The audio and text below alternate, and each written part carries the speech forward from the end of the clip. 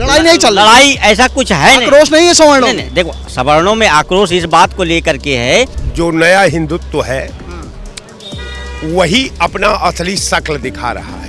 तो मतलब हिंदू मुस्लिम सिख ईसाई सबको आपस में बांटो और नेतागिरी करो, राज करो। वो पहले अब शंकराचार्य जी को जवाब दें 40 दिनों में कि सबसे बड़ा हिंदू परम पूज्य भगवान शंकराचार्य हैं या योगी आदित्यनाथ जी हैं। अब सब लड़ा दिए आपस में। हिंदू मुस्लिम की लड़ाई जो हुई वह तो चलिए ठीक है, लेकिन हिंदू हिंदू में लड़ा दिए, जो है ब्राह्मण क्षत्रिय में लड़ा दिए, क्षत्रिय यादव में लड़ा दिए, ब्राह्मण यस्सी में लड़ा दिए, सवर्ण इनको लड़ा दिए, उनको लड़ा दिए।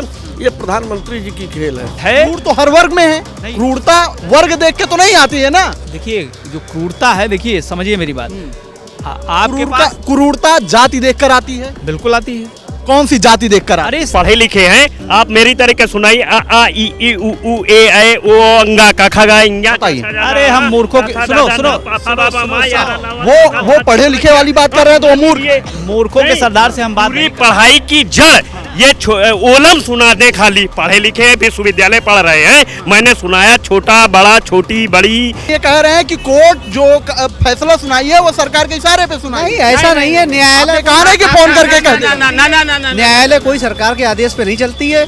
तो कानून आया है कुछ सोच समझ के लाया गया होगा ना। उसके बिना पढ़े लेते हैं। नहीं लाए हैं जरूर, जो है लेकिन समझ के लाए हैं ना, लाए होंगे। अब तक तो हम मुस्लिम को टारगेट करते रहे, लेकिन अब तो हम बैकवर्ड को टारगेट करेंगे, अब दलित को टारगेट करेंगे, ओबीसी को टारगेट करेंगे। तेरा दिल तो है सनम आसना, तुझे क्या मिलेगा नमाज में। This video is sponsored by Ram group of companies, co sponsored by Nature House and Bhaiya ji silver coated इलायची। नमस्कार, आप देख रहे हैं खबर चौक और मैं हूं अमन सिंह वत्स आपके साथ। जो पार्टी हमेशा हिंदुओं को लेकर चर्चा में रही, मुसलमानों को लेकर चर्चा में रही, आज उसमें अगड़ा बनाम पिछड़ा की लड़ाई चल रही है। सियासी माहौल पूरी तरीके से इसको लेकर गर्म है। लखनऊ के लोगों की इस पर क्या राय है, आज इनसे ही जानेंगे। जिस तरीके से अगड़ा बनाम पिछड़ा की लड़ाई चल रही है भारतीय जनता पार्टी के अंदर, किस तरीके से आप देखते हैं? देखिए अगड़ा बनाम पिछड़ा की लड़ाई ये कोई लड़ाई नहीं है, ये केवल एक समाज को कमज़ोर करने वाला बिंदु है। इस पे ध्यान देना चाहिए, जो है कि कोई भी ऐसा काम ना हो जो आपस में समाज में एक जो है असहज स्थिति उत्पन्न हो और एक दूसरे के प्रति मतभेद उत्पन्न हो। क्यों? क्योंकि जब देश ने एक बड़ा लक्ष्य ले लिया है, ठीक है, कि देश का जो राष्ट्रीय संकल्प है कि एक भारत श्रेष्ठ भारत बने, भारत विकसित बने, भारत अपने गौरव को पुनः प्राप्त करे, भारत विश्व गुरु बने, ये सबसे बड़ा जो संकल्प है देश का जो है, उसको पूरा करने के लिए सर्व समाज का एकजुट होना आवश्यक है।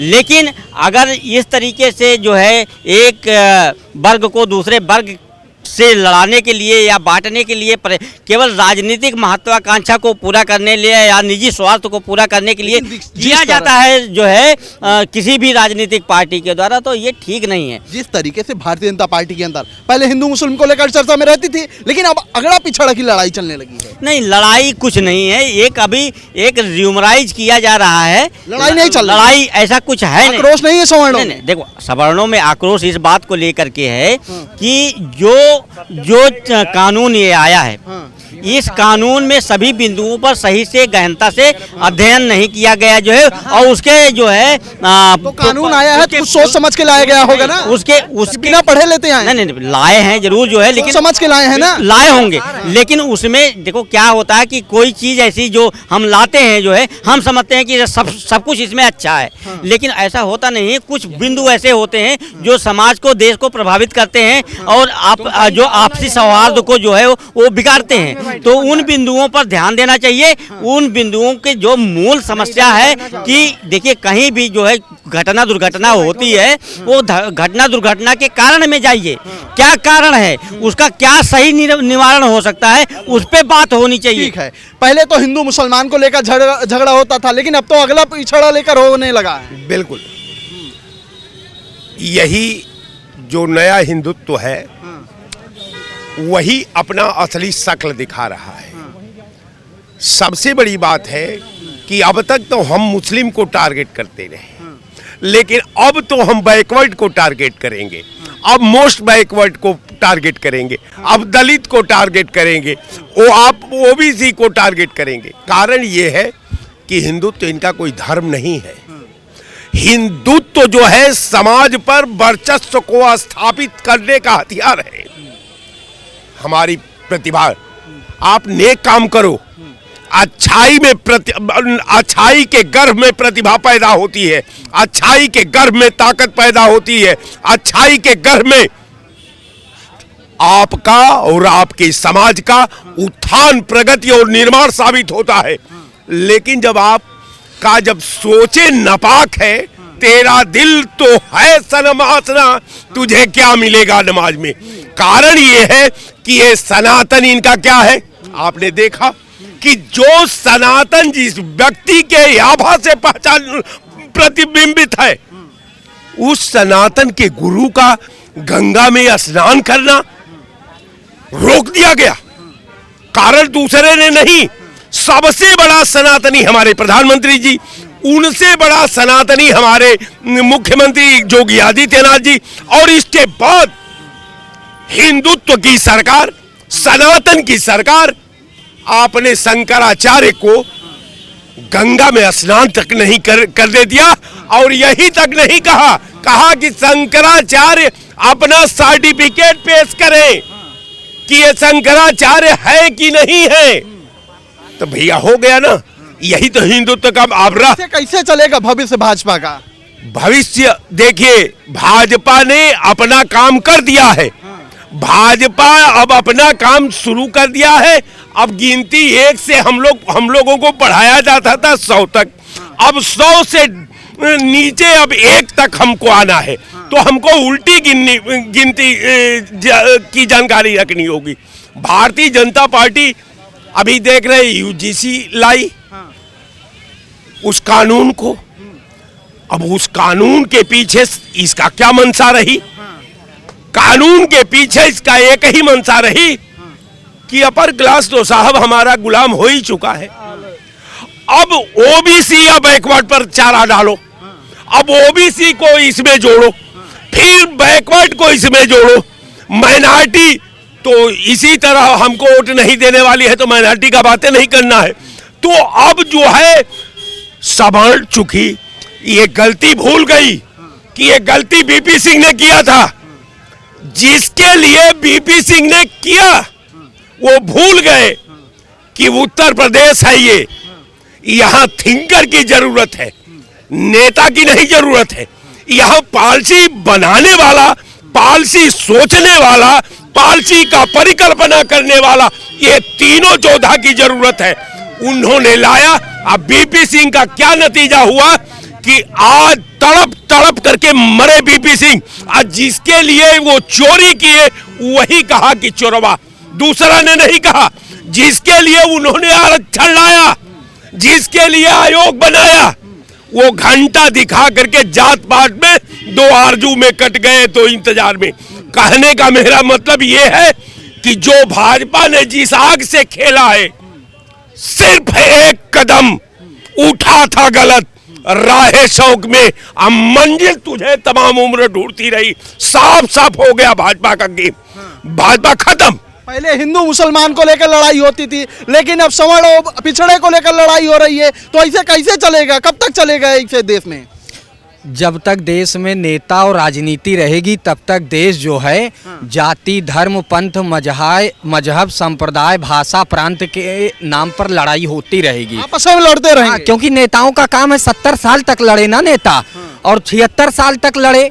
देश आज़ाद हुए 76 वर्ष हो गए, लेकिन अभी कोई कहता है कि समानता नहीं आई, कोई कहता है कि सवर्णों ने शोषण किया, कोई कहता है कि बांग्लादेश बन जाएगा। तो मतलब हिंदू, मुस्लिम, सिख, ईसाई सबको आपस में बांटो और नेतागिरी करो, राज करो। ऊपर बैठकर शीर्ष नेता, सारे नेता, कांग्रेस, भाजपा, बसपा, सपा एक साथ चाय पिएंगे। अभी आपने देखा ही होगा पिछले सत्र में, शीतकालीन सत्र में सब एक साथ बैठ के चाय पीते हैं। लेकिन देश में आग लगाने की फितरत इन नेताओं की है। क्यों? क्योंकि देश के जाहिल नेताओं का स्टोनो यहाँ का आईएएस होता है। आप देख लीजिए, नेताओं की अटैची लेके बेचारे पढ़े लिखे 1 रैंक ऑफिसर ऑफिसर IAS चलते हैं।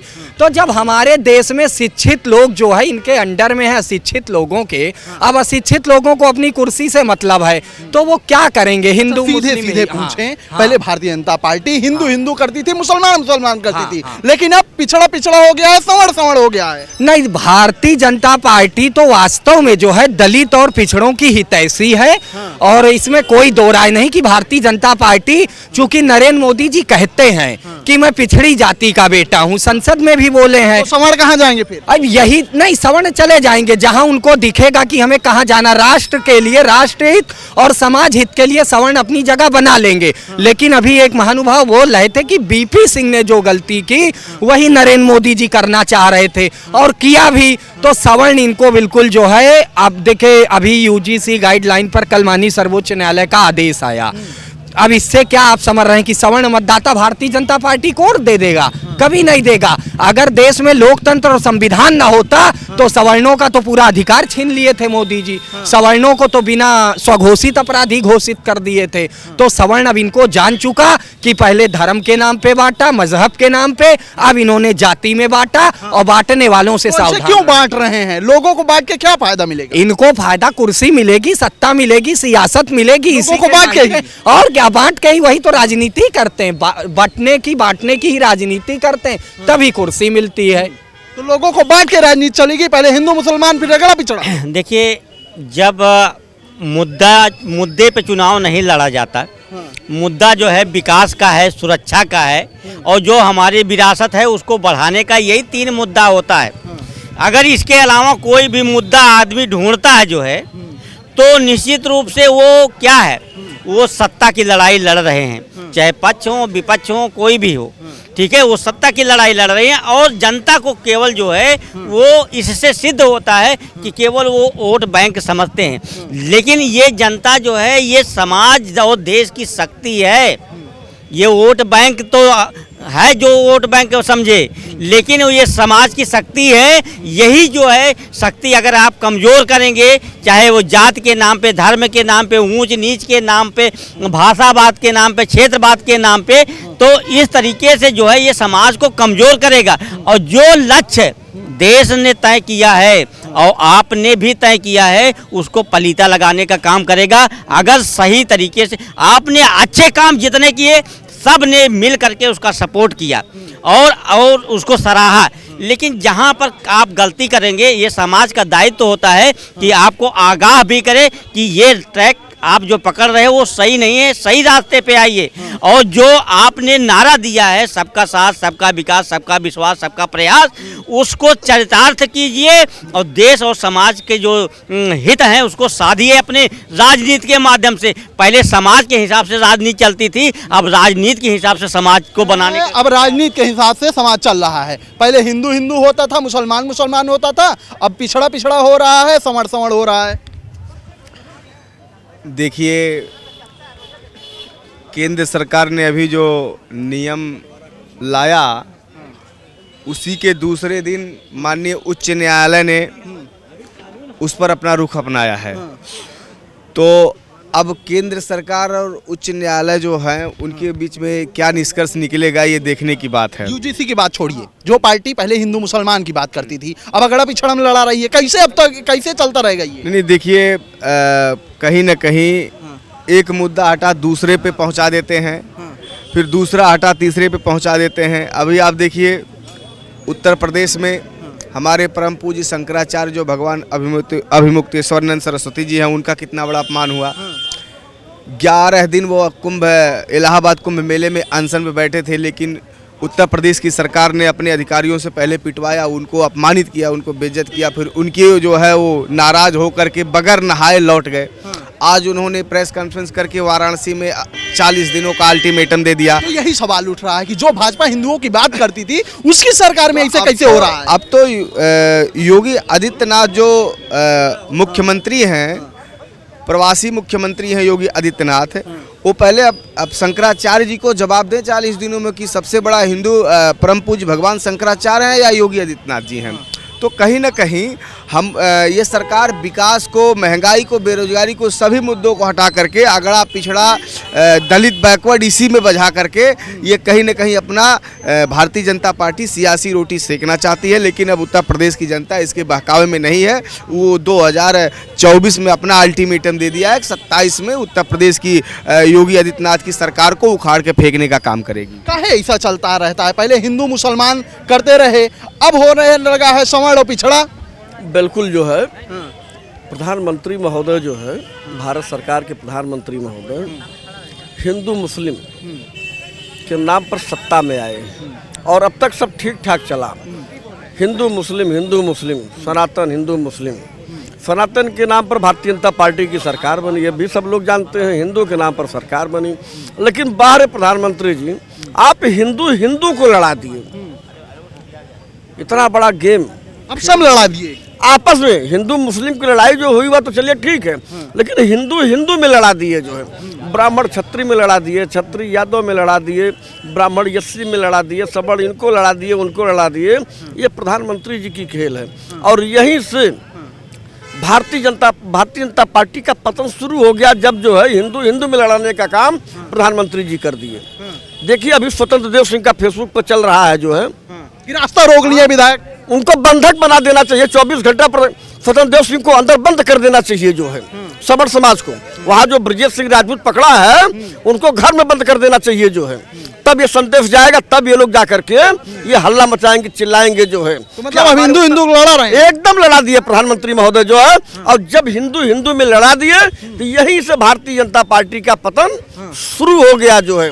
सनातन का अपमान हुआ, सनातन के शिष्यों का चुरकी काटी गई, अभी सनातन का अपमान हुआ जो है। गौ माता की बात पर जो है ये चला, शंकराचार्य जी जो है, ये सब पाप का घड़ा भर गया जो है।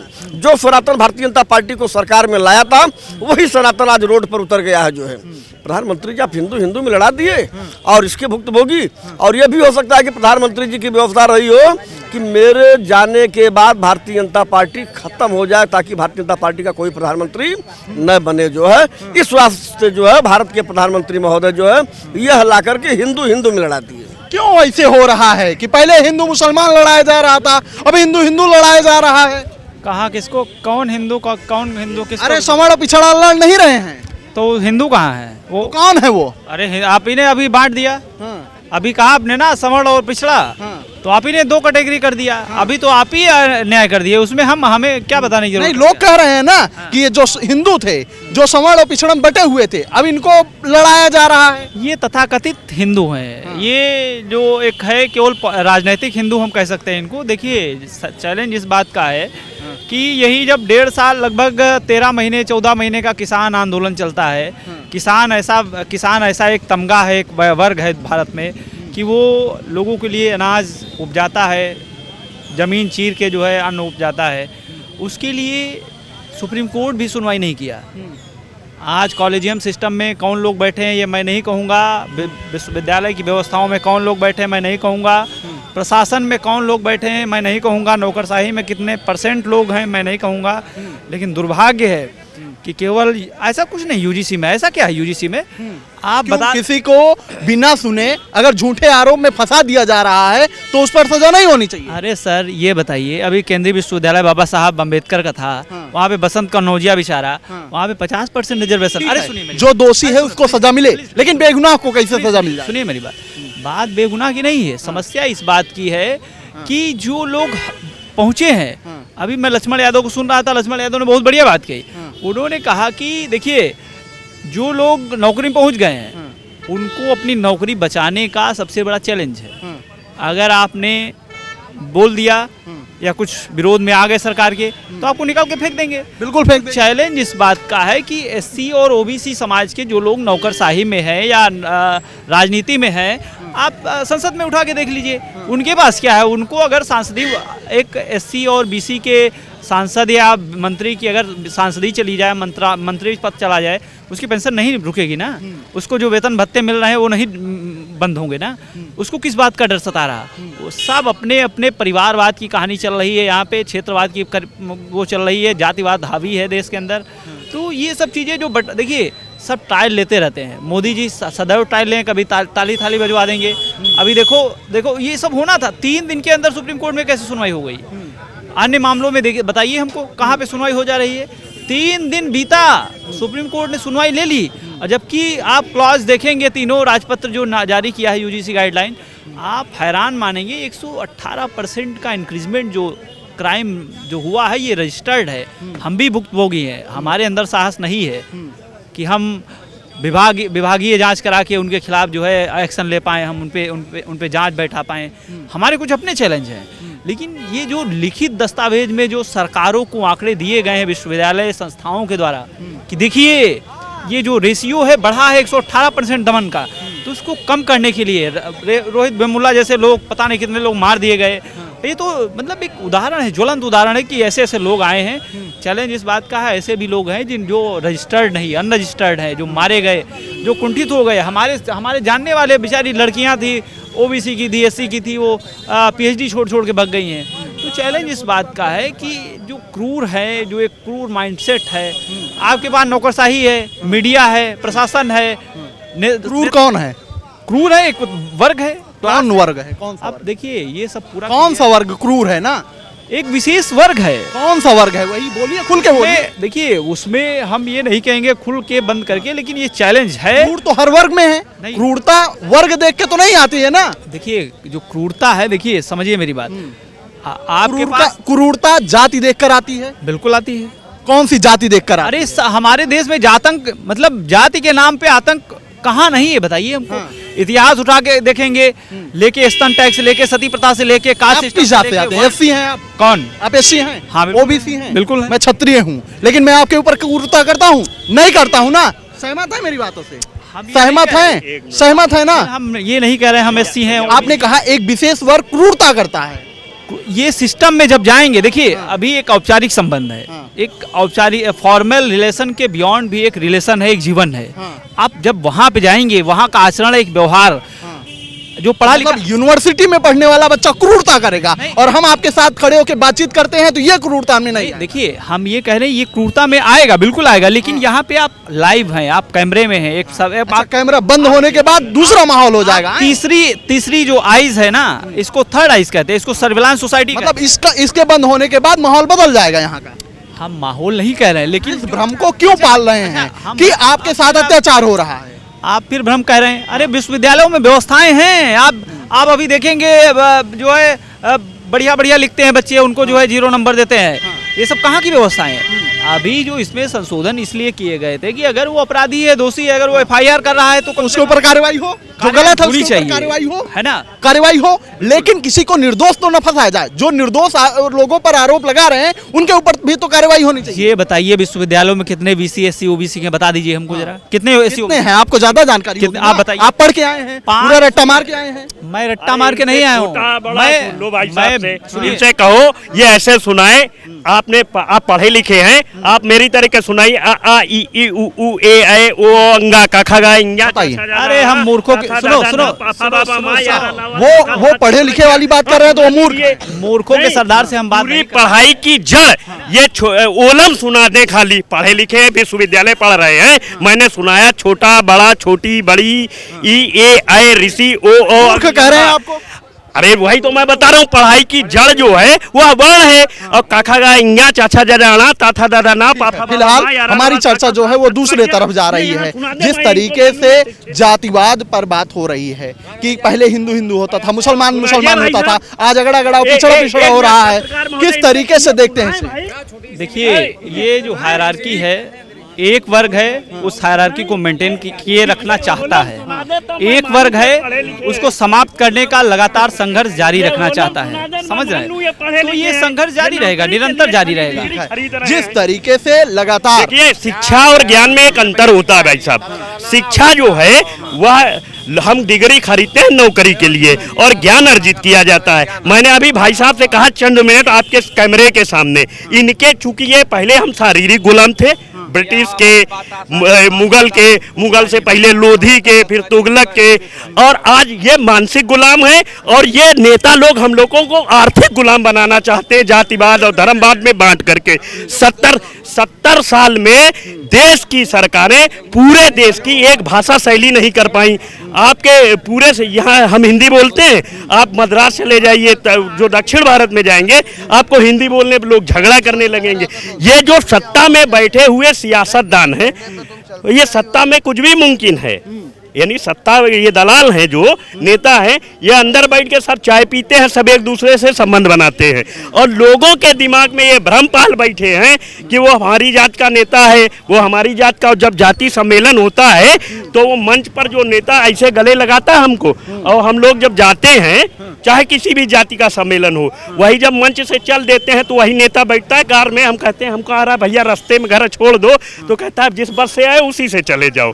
तो हमारे देश में जरूरत है इस समय शिक्षा, हमारी 10 साल भाषा ज्ञान होनी चाहिए। ठीक है, इस पे बात करेंगे, चर्चा कर चुके हैं इस पर रात से। ये बताइए कि जिस तरीके से पहले जातिवाद, हिंदू मुस्लिम की बात की गई, इसमें लोगों को लड़ाया गया, अब अगले पिछड़े की लड़ाई हो रही है। ब्रिटिश हुकूमत के समय पहले हमारे यहाँ कांग्रेस कमेटी बनाई 1857 के बाद ब्रिटिश ने, फिर उसी ने हिंदू महासभा बनाई, उसी ने मुस्लिम लीग बनाई, और उन्होंने उसके बाद हमारे देश का बंटवारा हुआ। बंटवारे में तमाम निर्दोष लोग मारे गए। बताइए नेहरू के घर के कितने मारे गए, कितने जिन्ना के घर के मारे गए। जो लोग निर्दोष लोग मारे गए उन और विस्थापित हुए, उनका क्या दोष था? मोदी जी तो हिंदू की बात करते थे, इनकी सरकार में बाहर है क्या भाई? सुनेंगे बातों को। मोदी जी हिंदू की बात करते थे, अब इन्हीं की सरकार में हिंदू लड़ रहे हैं। अरे भाई, जब कुछ ना कुछ, जब नेता का काम ही लड़ाना है। हमारे यहाँ नेता एक थे, सुभाष चंद्र बोस, बाकी ये सब ब्रिटिश हुकूमत के दलाल हैं। तो क्यों लड़ाते हैं लोगों को? इसीलिए कि जब लड़ाएंगे नहीं तो शासन कैसे करेंगे? शासन में आने के लिए लड़ाना जरूरी है। बिल्कुल। देखिए, सत्ता पाने के लिए लड़ाएंगे नहीं तो सत्ता कैसे पाएंगे? तब सत्ताएं जब तलवार से लड़ी जाती तब भी लड़ाई होती, तब वोट से लड़ी जाती तो वोट कैसे बनाना है, कैसे बिगाड़ना है, और किसको कि हमारे यहाँ जब खड़ा होता है, जब प्रधान की सबसे इकाई छोटी होती है हमारे यहाँ प्रधान की, तो प्रधानी के चुनाव में हम जब खड़े होते हैं तो हम देखते हैं कि अपोजिशन वाले के इतने वोट ज़्यादा हैं, तो उसी में एक आदमी को पैसा दे के लोग लड़ा के कहते इसके कम हो जाए। क्योंकि हमारे यहाँ यही व्यवस्था है कि जब आप किसी को हराने की स्थिति में आ जाएंगे तभी आप राजनीति में सक्रिय हो जाएंगे। ठीक है, जिस तरीके से पहले भारतीय जनता पार्टी हिंदू करती थी, मुसलमान, लेकिन अब हिंदू में ही अगड़ा पिछड़ा लड़ रहे हैं, सवर्ण और पिछड़ा लड़ रहे हैं, ऐसे क्यों हो रहा है? ये सिर्फ वोट की राजनीति है और कुछ नहीं है। देखिए, हिंदुस्तान के अंदर हिंदुओं को लड़ा रहे हैं, ठीक है। जहाँ लड़ाई की जरूरत है, बांग्लादेश में अभी क्या हुआ हिंदुओं के साथ। आप बांग्लादेश में ये सब काम करते तो अच्छा लगता, आप हिंदुस्तान के अंदर हिंदू को लड़ा रहे हैं, ये बहुत गलत काम कर रहे हैं मोदी जी। भारतीय जनता पार्टी पूरी पार्टी खराब नहीं है। भारतीय जनता, हर पार्टी में कोई ना कोई आदमी के अंदर कमी होती है, ठीक है। ऐसे ही भारतीय जनता पार्टी के अंदर भी कुछ लोग ऐसे हैं जो किसी को जो है नीचा दिखाने का काम कर रहे हैं और किसी को ऊपर बिठाने का काम कर रहे हैं, ठीक है। और वोट की राजनीति करना चाहते हैं, ऐसी सियासत तो मत करो कम से कम, जो हिंदुस्तान के अंदर भाई को आपस में बंटवा दे रहे हो। क्यों लड़ाया जा रहा है इस तरीके से, यही सवाल उठ रहे हैं। कुछ नहीं लड़ाया जा रहा है, और हिंदू ना इतना मूर्ख है, ना हिंदू कभी लड़ा है, ना दलित से ब्राह्मण लड़ा है, ना ब्राह्मण से दलित लड़ा है। हिंदू मूर्ख नहीं है, कोई उसको लड़ा नहीं सकता है, ठीक है। तो क्या चल रहा है देश? लेकिन ये जो भाजपा का खेल है, ये समझ में किसी को आया ही नहीं। ये खेला क्या है? इन्होंने करा क्या? 2012 में कांग्रेस ने एक विकृत कानून बनाया, जिसमें कि अगर यूनिवर्सिटी या विद्यालय में अगर कोई किसी का जाति सूचक शब्दों का प्रयोग करता है एससी और एसटी और महिला के लिए, ठीक है, तो उसको बिना कुछ पूछे जेल में डाल दिया जाएगा। उस कानून के तहत एक आदमी 21 मतलब बहुत दिन तक अंदर रहा, मतलब एक एससी एसटी को इन्होंने बढ़ा दिया। सुनिए, अब इनके दिमाग में आया क्या, इस कानून को खत्म कैसे करा जाए? मेरी बात गौर से सुन लीजिएगा। इस कानून को खत्म करा कैसा जाए? तो इन्होंने कहा कि एक ऐसा जुमला जोड़ते हैं इसमें कि ओबीसी को जोड़ के एक इसको जरा आगे बढ़ा दिया जाए, माहौल गड़बड़वा दिया जाए कि लोगों में आक्रोश पैदा हो ना जाए। तो जब इतना आक्रोश होगा, सब कुछ होगा, तो सीधे अपना सुप्रीम कोर्ट के जज साहब से कह देंगे कि ये कानून अच्छा नहीं है। ये मान रहे हैं कि कोर्ट भी सरकार के इशारे पे चलती है। 2012 में लागू हुआ आप मान रहे हैं ना, कोर्ट भी सरकार के इशारे पे चलती है, आप मानते हैं? नहीं, तो आपने कहा फोन करके कह देंगे।